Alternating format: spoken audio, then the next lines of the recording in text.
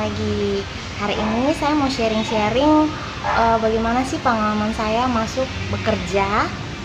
Tepatnya saya bekerja di PT MNC Vision cabang Ambon. Hari ini pula adalah hari terakhir saya bekerja di sini, teman-teman.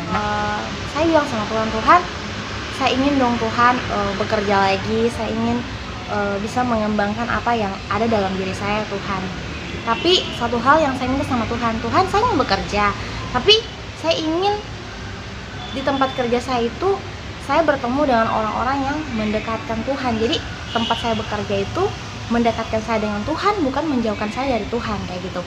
Jadi teman-teman, mungkin bagi teman-teman itu permintaan yang nggak logis atau bagaimana ya, tidak masuk akal, tapi itu permintaan saya dari dalam diri saya karena pengalaman saya bekerja di tempat pekerjaan saya sebelumnya. Saya merasa bahwa iman saya redup, teman-teman.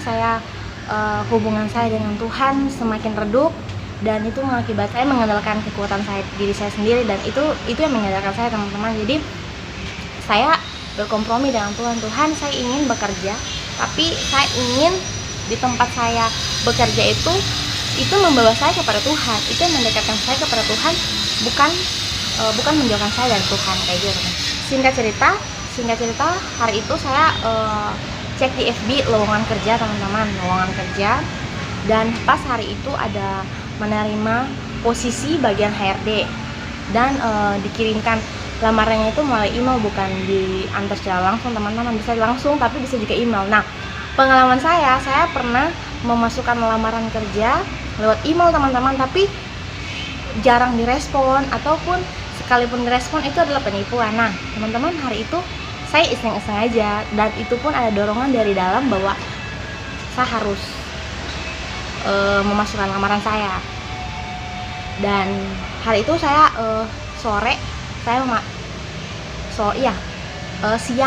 siang saya mengirim lamaran saya lewat email.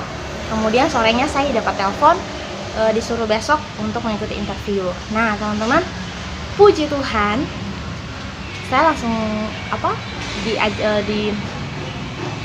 langsung interview, dan sorenya saya dapat hasil bahwa saya lulus interview dan akan memulai training. Nah, teman-teman, singkat cerita, ketika saya sudah masuk dalam perusahaan ini, saya mengikuti, saya belajar, saya mengikuti apa sih yang ada dalam perusahaan ini. Dan teman-teman, puji Tuhan, teman-teman, apa yang saya minta sama Tuhan itu dikabulkan oleh Tuhan. Apa yang saya minta, apa yang saya harapkan, itu yang Tuhan kasih buat saya, teman-teman. Jadi saya mendapatkan rekan-rekan kerja yang luar biasa bagi saya, teman-teman, dan justru mereka lah orang-orang yang membawa saya lebih dekat lagi kepada Tuhan dengan cara mereka masing-masing, gitu, teman-teman. Saya bukan hanya mendapatkan rekan-rekan kerja saja, tapi lebih dari sekedar rekan. Mereka sekarang sudah menjadi seperti keluarga saya sendiri, kayak gitu, teman-teman. Jadi apa-apa kadang saya bisa cerita kepada mereka, dan mereka juga biasanya terbuka. Sama-sama kita mendengarkan, saling memberi solusi. Itu yang buat saya, Tuhan, terima kasih. Saya bersyukur sama Tuhan bahwa oke lah, saya memiliki posisi yang bagus, memiliki gaji yang bagus, tapi menurut saya itu bonus buat saya. Yang terpenting bahwa apa yang saya harapkan, orang-orang yang mendekatkan saya sama Tuhan itu dikasih sama Tuhan, gitu. Jadi banyak hal yang saya belajar dari mereka. Saya bertemu dengan Pak Kacap, tapi sekarang beliau sudah resign. Saya banyak belajar, walaupun beliau menjadi seorang pemimpin, dengan rekan kerja dari satu dengan yang lain itu seperti keluarga. Nah, saya juga bertemu dengan Pak Angki yang sekarang sudah menjabat jadi Kacap sekarang, yang menggantikan Pak Samsul. Saya belajar tentang kepemimpinan, teman-teman. Bagaimana cara menyelesaikan masalah, bagaimana memberikan solusi kepada rekan kerja juga, atau ketika ada masalah di kantor, bagaimana beliau memberikan solusi. Mungkin kalau pemimpin-pemimpin lain, mungkin ketika saya membuat suatu kesalahan, teman-teman, akan dimarahin dan segala macam. Tapi saya belajar dari beliau bahwa beliau akan menegur, memberikan saran, dan memberikan solusi atas masalah kita. Beliau tidak akan pernah membiarkan masalah kita tangani sendiri teman-teman. Dan satu hal yang saya kagum dengan beliau, ketika teman-teman saya ada yang di PHK teman-teman, beliau juga yang sibuk mencari lowongan atau pekerjaan buat mereka. Itu buat saya, wah, kepemimpinan yang luar biasa, dan itu juga yang menjadi pegangan buat saya teman-teman.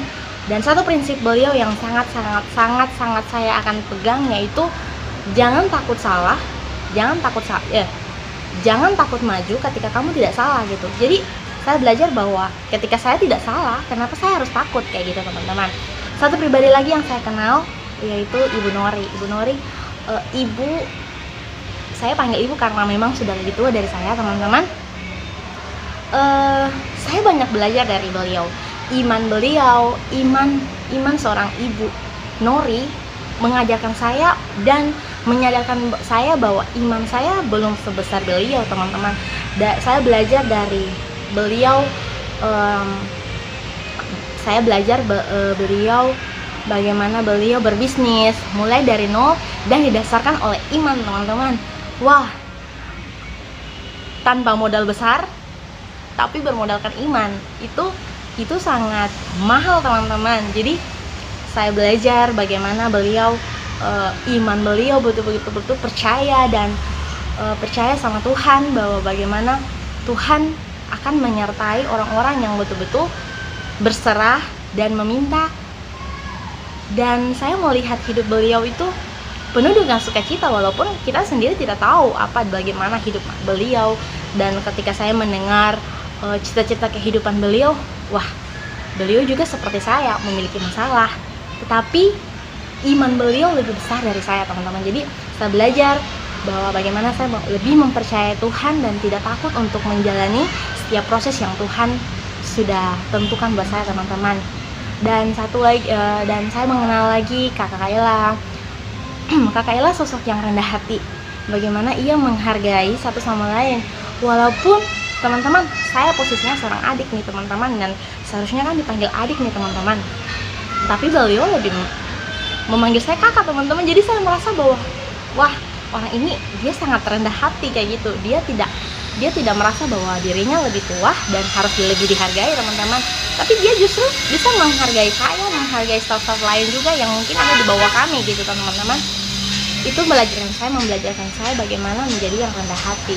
Satu kebiasaan yang sangat mendekat, satu kebiasaan yang positif yang itu akan menjadi kenang-kenangan buat saya teman-teman, bahwa setiap pagi pasti ada berita baru, pokoknya update berita yang Kakak Ella sampaikan kepada kami gitu. Sampai saya berpikir teman-teman bahwa Kakak Ella ini cocoknya jadi reporter teman-teman. Tapi itulah kepribadian orang-orang yang ada di perusahaan ini teman-teman, dan itu banyak membelajarkan saya teman-teman. Saya ketemu dengan Kakak Elis, cowok walau belum nikah, dia tidak kenal malu teman-teman, bawa bekal setiap hari teman-teman. Dia belum menikah, tapi rasa teman-teman, saya belajar untuk tidak malu dan tidak gengsi. Nah, saya belajar tentang arti tidak gengsi dalam setiap situasi. Kita tidak usah gengsi gitu. Kita hidup, ya inilah saya gitu teman-teman. Dan saya belajar dari Kakak Elis, Kakak Novi, bagaimana saya juga kadang kaget atau heran juga Kakak Novi yang kadang-kadang memberikan ayat-ayat Alkitab.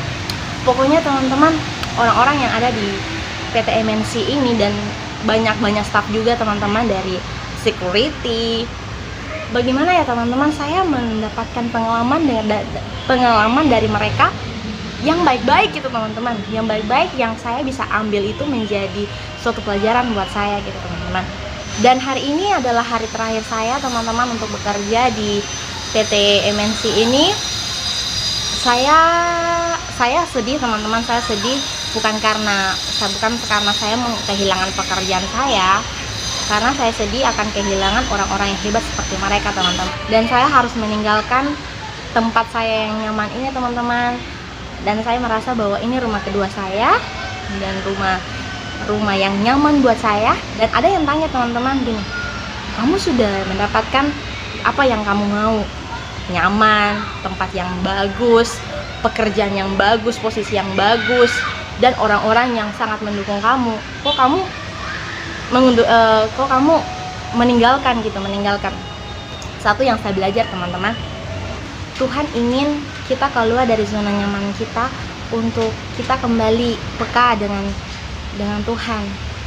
Kita kembali peka tentang tujuan kita sebenarnya itu apa gitu. Kadang kita protes sama Tuhan, Tuhan saya sudah nyaman di sini loh Tuhan, saya sudah nyaman di sini, kok Tuhan mau saya keluar? Kenapa kok Tuhan mau bawa saya ke tempat yang tidak nyaman lagi? Saya belajar dari seorang hamba Tuhan teman-teman yang mengatakan bahwa zona nyaman itu berbahaya. Nanti video selanjutnya mungkin saya akan sharing tentang zona nyaman. Kita harus keluar dari zona nyaman. Nanti saya akan sharing selanjutnya teman-teman. Jadi tapi satu hal, saya tetap bersukacita teman-teman, karena apa yang saya lakukan bukan hanya untuk diri saya sendiri, bukan untuk orang lain, tapi untuk Tuhan. Itu yang membuat saya bersukacita teman-teman. Dan satu hal yang pesan hamba Tuhan itu bilang seperti ini buat saya teman-teman, jika kamu berada di puncak bukit saat ini, percayalah dan yakinlah bahwa Tuhan akan memberikan sebuah kepercayaan lagi untuk kamu mendaki bukit yang lain. Nah, jadi Tuhan ingin kita lebih berkembang lagi dari posisi kita saat ini. Tuhan ingin kita mendaki lagi dari posisi kita saat ini. Tapi tetap bersyukur bahwa Tuhan akan selalu menyertai kita teman-teman. Jadi jangan marah, jangan sedih ketika Tuhan membawa teman-teman dari zona nyaman teman-teman ke tempat yang mungkin bagi teman-teman tanda tanya atau tidak nyaman buat teman-teman. Bukan Tuhan tidak sayang, bukan Tuhan jahat sama kita, tapi Tuhan ingin kita lebih dan lebih lagi dekat sama Tuhan. Semangat teman-teman, tetap bersukacita, Tuhan Yesus memberkati.